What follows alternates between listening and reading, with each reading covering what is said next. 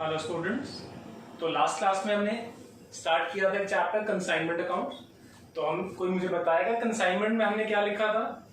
तो consignment means when the goods are sent by the owner of the goods, जिसको हम consignor बोलते हैं, टू हिज एजेंट, एजेंट जिसको हम कंसाइनी बोलते हैं, to sell the goods on his behalf. तो ये हमने कंसाइनमेंट की डेफिनेशन वहां पर लिखी थी। तो हमने बात की थी कि goods are sent by the owner of the goods to his agent। तो जो गुड्स भेज रहा है, goods can be sent by the consignor to his agent। ठीक है, तो हमने यही बात की थी कि कंसाइनर कंसाइनी को सामान भेजता है। तो goods can be sent by the consignor to his agent either at, ठीक है, गुड्स को ट्रांसफर करने के दो मेथड्स हो सकते हैं, आइदर एट कॉस्ट प्राइस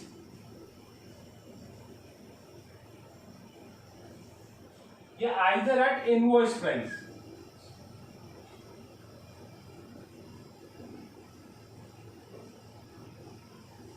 ठीक, तो गुड्स को ट्रांसफर करने के दो तरीके हैं, या तो गुड्स ट्रांसफर किए जा सकते हैं कॉस्ट प्राइस के ऊपर, या ट्रांसफर किए जा सकते हैं इनवॉइस प्राइस के ऊपर।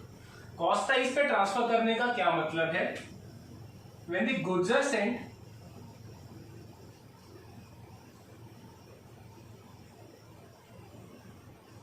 at the same price at which they are bought by the consignor।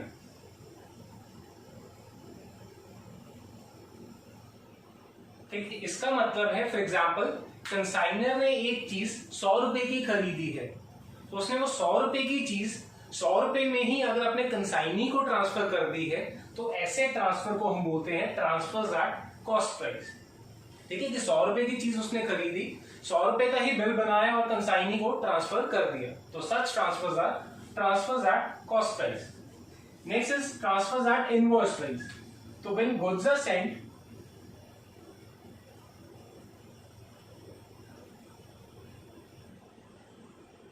at a price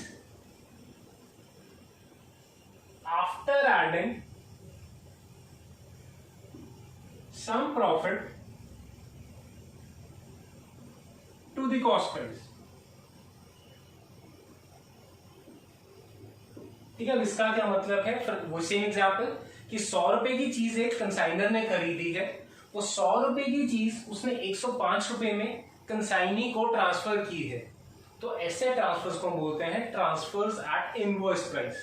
ठीक है, अगर कॉस्ट प्राइस में कुछ अमाउंट ऑफ प्रॉफिट अगर कंसाइनर जोड़ के फिर कंसाइनी को गुड्स ट्रांसफर करता है, तो such transfers are known as the transfers at invoice price. तो हम इनवॉइस प्राइस को इस तरह से लिख सकते हैं कि invoice price is equal to cost price plus profit. ठीक है, कि अगर हम कॉस्ट प्राइस में कुछ अमाउंट ऑफ प्रॉफिट जोड़ दें तो उस चीज को हम इनवॉइस प्राइस बोल देते हैं। ठीक है जी, क्लियर है ये चीज? तो आज हम फर्स्ट वाला टॉपिक स्टार्ट करते हैं। When the goods are sent at cost price।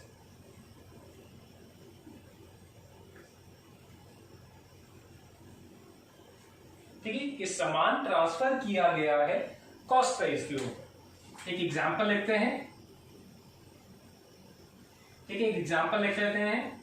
Mister A of Chandigarh consigned 1000 units to mister B of Delhi at a cost of ₹100 each। ठीक है, तो मिस्टर ए ने मिस्टर बी को 1000 units at a cost of 100 each के according transfer किए हैं। तो इसमें कोई मुझे बताएगा कि कंसाइनर कौन है, कंसाइनी कौन है? बिल्कुल ठीक, mister A is the consignor and mister B is the consignee. ठीक है, जो ट्रांसफर करता है वो कंसाइनर होता है और जो रिसीवर होता है ही इज दी कंसाइनर। तो कंसाइनर ने कंसाइनी को 1000 यूनिट्स 100 रुपए ईच के अकॉर्डिंग ट्रांसफर किए हैं. Mister A incurred the following expenses. ठीक है, उसने कुछ फॉलोइंग एक्सपेंसेस इंकर किए हैं. Freight ₹1000, insurance ₹2000,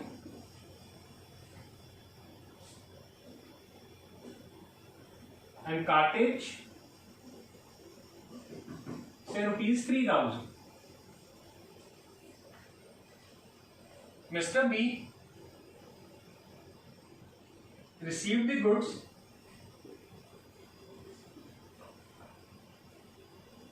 and he also incurred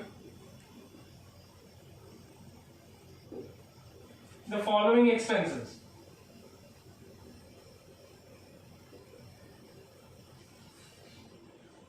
Freight ₹500, godown rent ₹2000, and salesman salary ₹1500. ठीक है, वो कहता मिस्टर बी ने सामान रिसीव किया है और रिसीव करने के टाइम पे और उसके बाद उसने कुछ एक्सपेंसेस इंकर किए हैं. फ्रेट 500 रुपए की, गोडाउन रेंट 2000 रुपए का, सेल्समैन की सैलरी 1500 रुपए. ठीक है, ही sold 800 units at ₹120 per unit, and he was entitled to a normal commission at the rate 5%, day trader commission at the rate 2%, and overriding commission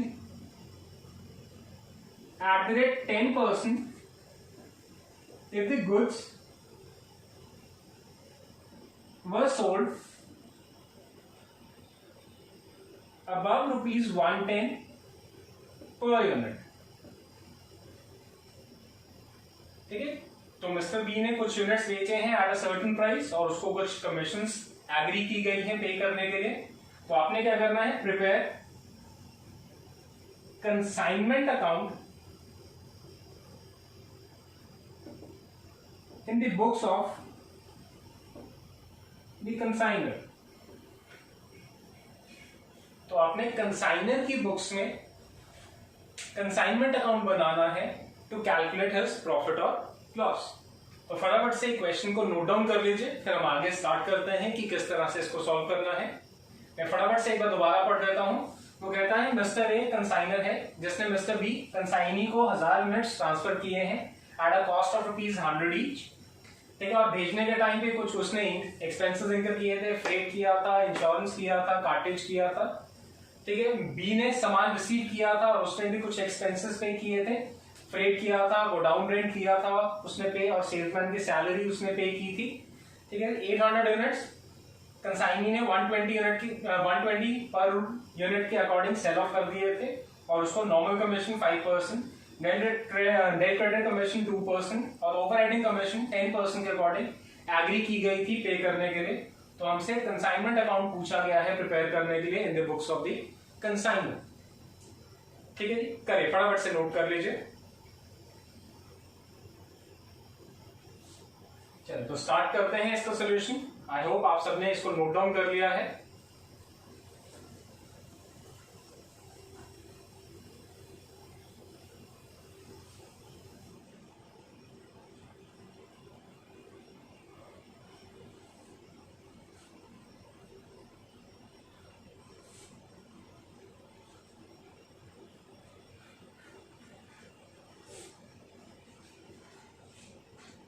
तो हम स्टार्ट करते हैं in the books of consignor.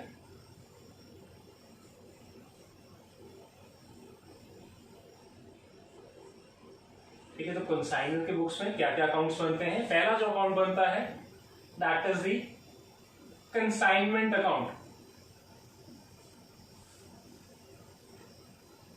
ठीक है, consignment account एक तरह का आपका नॉमिनल अकाउंट है, विच मीन्स डेबिट साइड पे सारे एक्सपेंसेस लॉसेस आएंगे, क्रेडिट साइड पे इनकम्स एंड गेन्स, और जो भी डिफरेंस होगा that will be the amount of profit और लॉस। ठीक है, तो कंसाइनमेंट अकाउंट, तो पहली एंट्री जो हमने डाली है, consignment account debit to goods sent on consignment. ठीक है, जो सामान उसने ट्रांसफर किया है कंसाइनमेंट बेसिस पे अपने कंसाइनी को, तो हमने क्या लिखा था कि उसने 1000 यूनिट्स ट्रांसफर किए थे at a price of ₹100 each, तो ये बन जाती है वैल्यू 1 लाख रुपीज। तो पहली एंट्री होती है, तो अगर जर्नल एंट्री पूछे तो journal entry is consignment account debit to goods sent on consignment. ठीक है, अगर आपसे लेजर पूछा गया है तो कंसाइनमेंट अकाउंट में डेबिट साइड पे to goods sent on consignment with the total amount of the goods sent by the consignor. Next जो एंट्री डलती है, consignment account debit to cash account. इसमें हम क्या डालते हैं कैश अकाउंट में, एक्सपेंसेस ऑफ द कंसाइनर। तो कंसाइनर ने जो भी खर्चे किए हैं वो हमें टू कैश अकाउंट में या टू बैंक अकाउंट में ट्रांसफर कर देने हैं। ठीक है, कैश अकाउंट या बैंक अकाउंट, तो जो भी कंसाइनर खर्चे करेगा वो यहां पर हमने इसको ट्रांसफर कर देना है। तो हमने लिखा था उसने फ्रेट इंकर की थी 1000 रुपीज की। ठीक है, उसने इंश्योरेंस इंकर की थी 2000 रुपीज की, और उसने कार्टेज इंकर की थी 3000 रुपीज, टोटल ऑफ 6000 रुपीज। ठीक है, नेक्स्ट जो एंट्री डलती है that is consignment account debit to consignees account.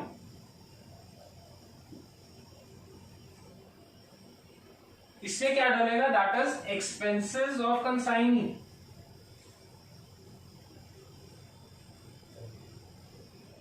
ठीक है, कंसाइनी के एक्सपेंसेस, और इसको हम कंसाइनर की बुक्स में उसके प्रॉफिट एंड लॉस अकाउंट में डेबिट कर रहे हैं। कोई मुझे बताएगा ऐसा क्यों किया जा रहा है, कि अकाउंट्स तो हम कंसाइनर के बना रहे हैं पर कंसाइनी के खर्चे भी यहां पर हम डेबिट कर रहे हैं। ठीक है, अगर आपको ध्यान हो, मैंने पहली क्लास में बोला था all the profits and losses belong to the consignor. तो कंसाइनी ने जो खर्चे किए हैं वो किस लिए किए हैं, कंसाइनर के लिए किए हैं, उसका सामान बेचने के लिए किए हैं। तो कंसाइनी के नाम से जितने भी खर्चे किए गए हैं एक्चुअली वो बॉन्ड कौन करेगा तो कंसाइनर ही, पर अभी उसके लिए उसने कैश या बैंक पेमेंट नहीं की है, इसलिए कंसाइनी के नाम से ये एंट्री यहां पर ट्रांसफर कर दी जाएगी। ठीक है, तो जितने भी उसके एक्सपेंसेस होंगे, जैसे हमने लिखा था freight 500, godown rent 2000 and salesman salary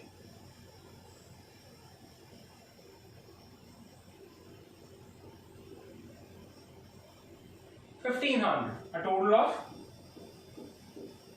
4000 rupees. ठीक है, तो कंसाइनी जितने भी खर्चे करेगा वो आपने उठा के कंसाइनमेंट अकाउंट में डेबिट कर देने। और हमने क्या लिखा था कि कंसाइनी ने सेल्स की थी। अब कंसाइनी जो सेल्स करेगा वो सेल्स या इनकम किसकी मानी जाएगी, अभी हमने बोला कि जो भी प्रॉफिट लॉसेस हैं वो किसको ट्रांसफर किए जाते हैं, वो कंसाइनर को ही ट्रांसफर कर दिए जाते हैं। तो सेल्स से होने वाला जो भी प्रॉफिट है या जो भी सेल्स की अमाउंट है वो भी किसकी रहेगी, कंसाइनर के प्रॉफिट में ट्रांसफर कर दी जाएगी। ठीक है, प्रॉफिट है या इनकम है क्रेडिट साइड पे, पर वो सेल्स किसने की है, कंसाइनी ने की है। तो एक बार ये जो सेल्स की वैल्यू है वो हम कंसाइनी के नाम से ट्रांसफर कर देंगे। ठीक है, कंसाइनी के नाम से जो भी उसने सेल्स की है।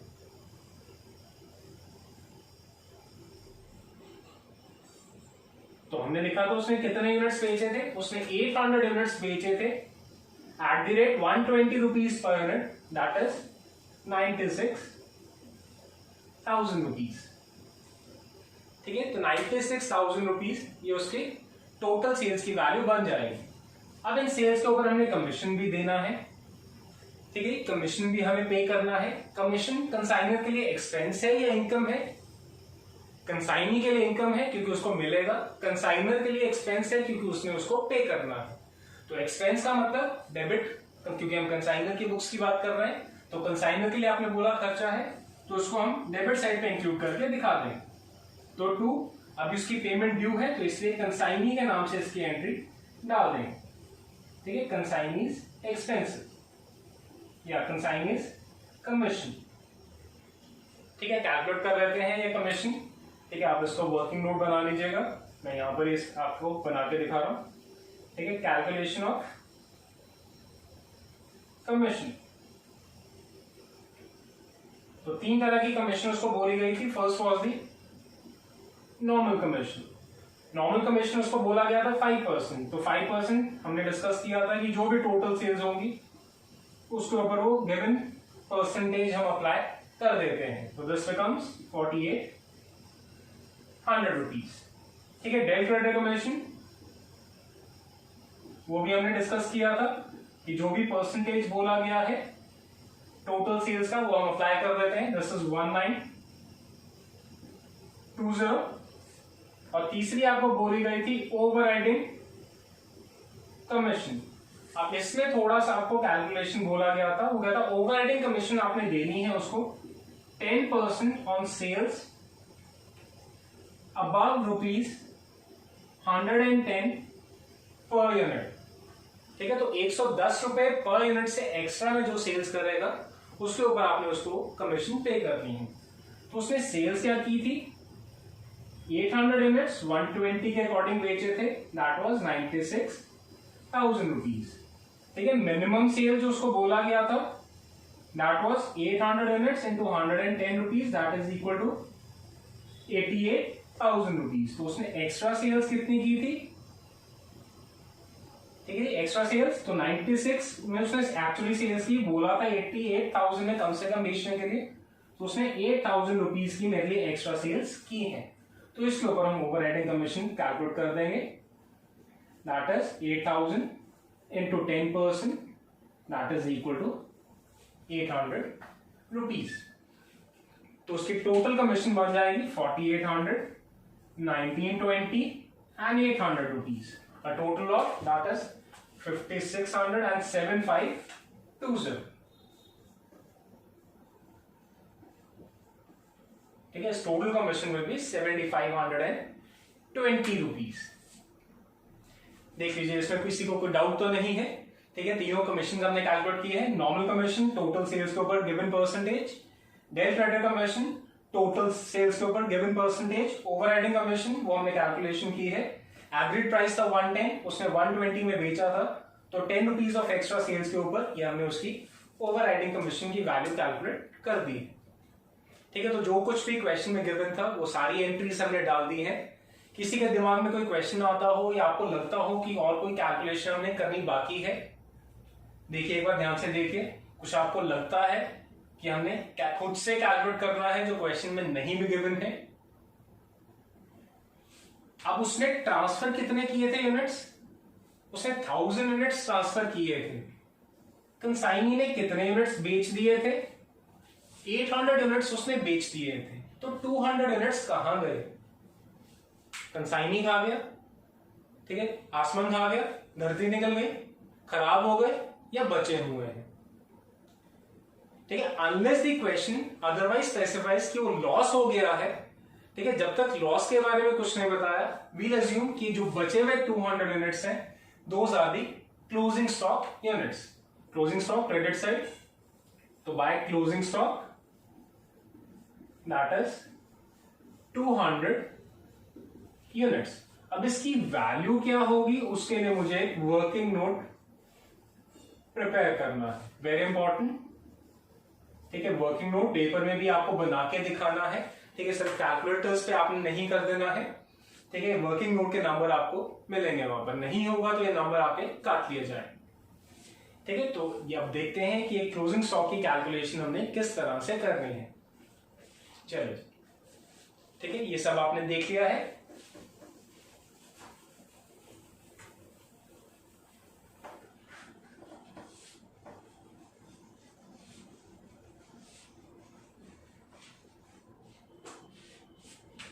ठीक है, तो प्रिपेयर करते हैं the working note, that is the calculation of closing stock which was 200 units.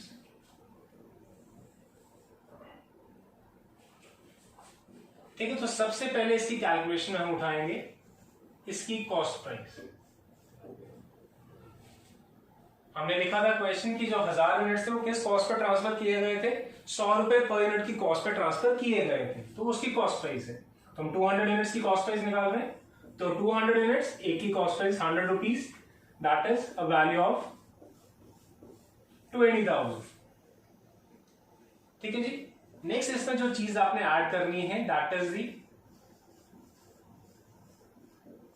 Proportionate amount of consignors expenses.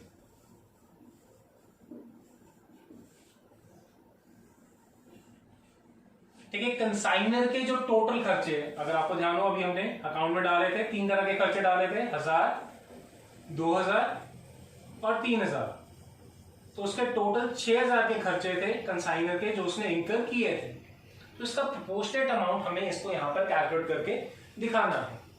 ये प्रोपोर्शनेट अमाउंट का क्या मतलब है, ये जो 6000 उसने खर्चा किया था कितने यूनिट्स के ऊपर किया था, जितने उसने भेजे थे, दैट इज 1000 यूनिट्स। कि उसने 1000 यूनिट्स अगर ट्रांसफर किए थे, then he incurred an expense of ₹6000। हम कैलकुलेट कर रहे हैं 200 यूनिट्स की वैल्यू, तो 200 के यूनिट्स की प्रोपोर्शनेट वैल्यू क्या हो जाएगी, that is 6000 divided by 1000 into जो जितने यूनिट्स से हम कैलकुलेशन कर रहे हैं। ठीक है, that is equal to 1200 rupees. Clear है जी सबको। तो कंसाइनर के जो भी टोटल एक्सपेंसेस हैं, तो जितने टोटल यूनिट्स को ट्रांसफर करने के लिए उसने वो खर्चे किए थे, उसको हम प्रोपोर्शनेटली रिड्यूस कर देंगे for the amount of closing stock units. Third चीज जो इसमें हमने ऐड करनी है that is the proportionate non recurring consignees expenses. अब यहां पर जो एक चीज आपको ध्यान रखनी है, कंसाइनी के सिर्फ हमने नॉन रेकरिंग एक्सपेंसेस का प्रोपोर्शनेट यहां पर कैलकुलेशन उठानी है। ठीक है, कंसाइनर के हमने टोटल एक्सपेंसेस यूज किए थे, पर कंसाइनी के सिर्फ हमें नॉन रेकरिंग एक्सपेंसेस यहां पर यूज करने हैं। ठीक है, अब इसको कैलकुलेट करने से पहले इसके लिए 2-3 लाइनें छोड़ दीजिएगा। पहले डिस्कस करते हैं कि कंसाइनी के एक्सपेंसेस किन किन कैटेगरीज में बांटे जा सकते हैं। एक होंगे आपके रेकरिंग एक्सपेंसेस, एक होते हैं आपके नॉन रेकरिंग एक्सपेंसेस। ठीक है, recurring expenses and the non recurring expenses. Recurring expenses होते हैं उसके routine expenses, that is expenses which he has to incur even if the goods are not sent by the consignor।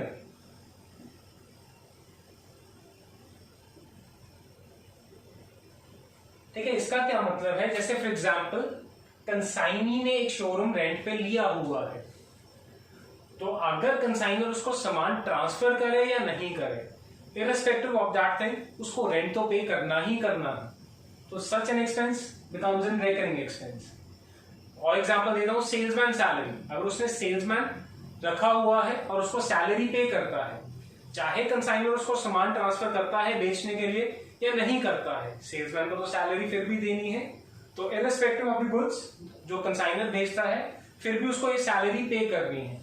तो such an expense becomes the recurring expense. ठीक है जी, तो ऐसे जितने भी एक्सपेंसेस होंगे वो आपके रेकरिंग एक्सपेंसेस बन जाएंगे। नॉन रेकरिंग एक्सपेंसेस क्या होते हैं, expenses specifically related to the given consignment. कि अगर कंसाइनर ने गुड्स को ट्रांसफर किया है, तो ट्रांसफर करने के टाइम पे ही जो उसने खर्चे यहां पर इंकर किए हैं कंसाइनी ने, वो सारे आपके नॉन रेकरिंग एक्सपेंसेस बन जाते हैं। ठीक है, like freight,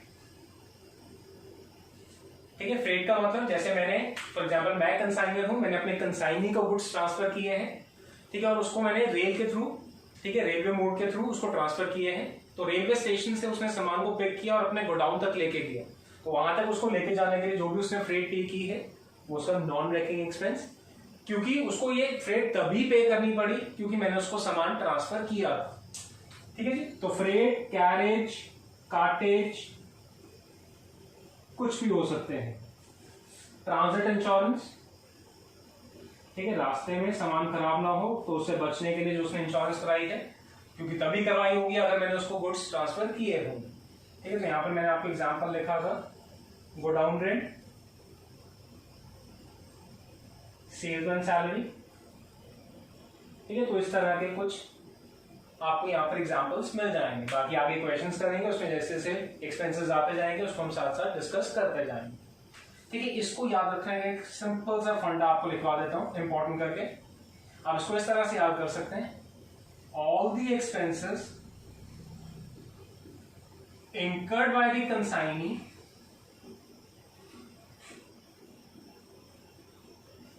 after the goods reaches godown या reaches place are recurring expenses।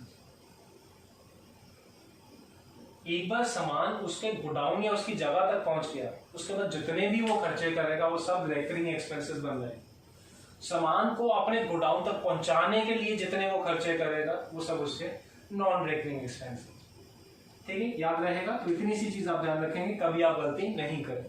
तो यहाँ पर हमने जो हमारा क्वेश्चन था उसमें हमने 3 एक्सपेंसेस लिखे थे कंसाइनी के, एक था फ्रेट, एक हमने लिखा था गोडाउन रेंट और उसका एक हमने लिखा था सेल्समैन सैलरी। तो हम यहाँ से डिटरमिन करते हैं कि हमारे नॉन रेकरिंग कौन सा है, बिल्कुल ठीक आप बोल रहे हैं। जो फ्रेट है हमने लिखा है that becomes the non recurring expense, तो उसका हमें प्रोपोर्शनल हिस्सा यहाँ पर कैलकुलेट करके ऐड करना है, ठीक है। तो उसने भी 1000 यूनिट्स को रिसीव करने के लिए फ्रेट का खर्चा किया था 500 रुपीज का, तो हम 200 यूनिट्स की कैलकुलेशन कर रहे हैं, तो 200 यूनिट्स के लिए उसका प्रोपोर्शनल हिस्सा हो जाएगा 500 divided by 1000 into 200 that is equal to 100 rupees. ये तीनों का cumulative total that becomes the value of your closing stock that is equal to 3300 rupees. तो जो हम कंसाइनमेंट अकाउंट बना रहे थे